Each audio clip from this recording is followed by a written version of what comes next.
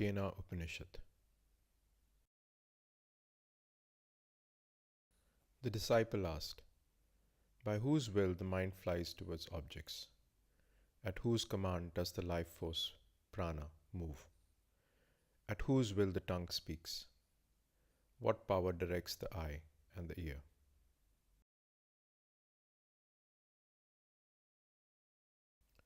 The teacher. The self is the ear of ear. The self is the thought of thought. The self is the speech of the speech. The self is the mind of the mind. The self is the eye of the eye. The self is the life of the life.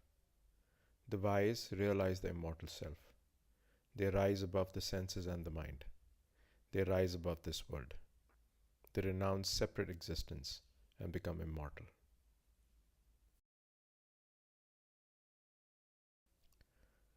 There the eye does not go, nor speech nor mind. We do not understand how it can be taught. It is beyond the known and the unknown. Thus we have heard from the ancient teachers who transmitted this doctrine to us. That which cannot be expressed by speech, but by which speech is expressed, that you should know as the self, and not that which people worship here. That which cannot be thought by the mind, but which makes the mind think, that you should know as the self, and not that which people worship here. That which cannot be seen by the eye, but which makes the eye see, that you should know as the self, and not that which people worship here.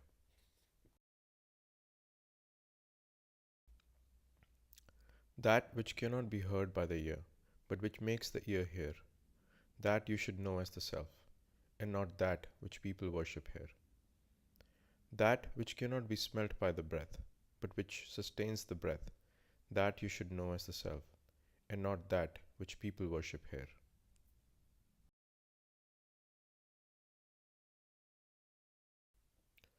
The teacher said, if you think I know the self, then it is certain you know very little indeed. You are deceiving yourself. You know only its form as conditioned by man or by the gods. You must still further search and continue your inquiry. The disciple said, I do not think I know the self, nor do I think that I do not know it.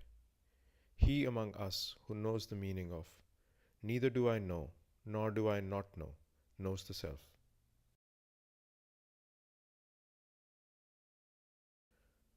The teacher said, he who thinks he does not know it, knows it. He who thinks he knows it, does not know it. The true knower thinks he can never know it, while the ignorant thinks they know it. The illumined know the self is beyond the intellect, but the ignorant think the self can be known by the intellect. There is only one way to know the self, and that is to realize him yourself. The self is realized in higher states of consciousness. When it is known in every state of consciousness, one attains the strength and immortality.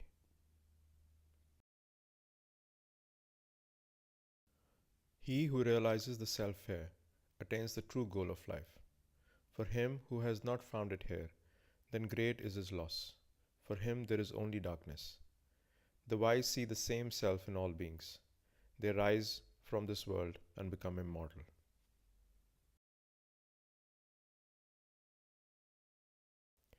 Once upon a time, Brahman won a victory for the gods over the demons. The gods became prideful and boasted, this victory is ours, this glory is ours. Brahman perceived their foolish vanity and appeared before them, but the gods could not recognize him. They said to Agni, god of fire, find out who is this mysterious being. Agni tried but failed. Then they said to Vayu, god of air, find out who is this mysterious being. Vayu tried but failed.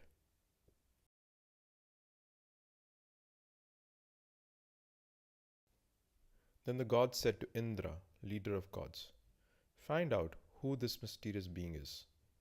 Indra agreed. He approached the being, who disappeared instantly.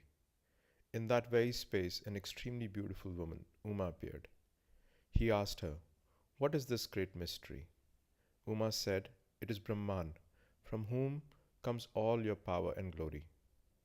The gods realized at last the self is Brahman. The three gods, Agni, Vayu, and Indra, excel among gods because they realized first Brahman.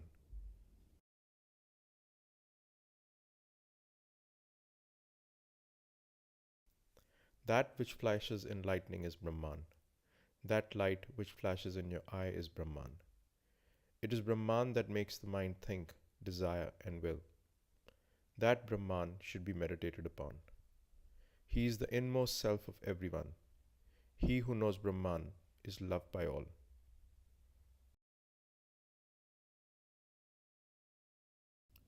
The student, Master, teach me the Upanishad. The teacher replied, the foundation of Upanishad is meditation, self-control, and selfless service. The scriptures are the limbs. Truth is the heart of this wisdom. He who knows the wisdom of Upanishad shall conquer all evil, becomes established in blissful, eternal, and supreme state. Truly they attain the supreme state.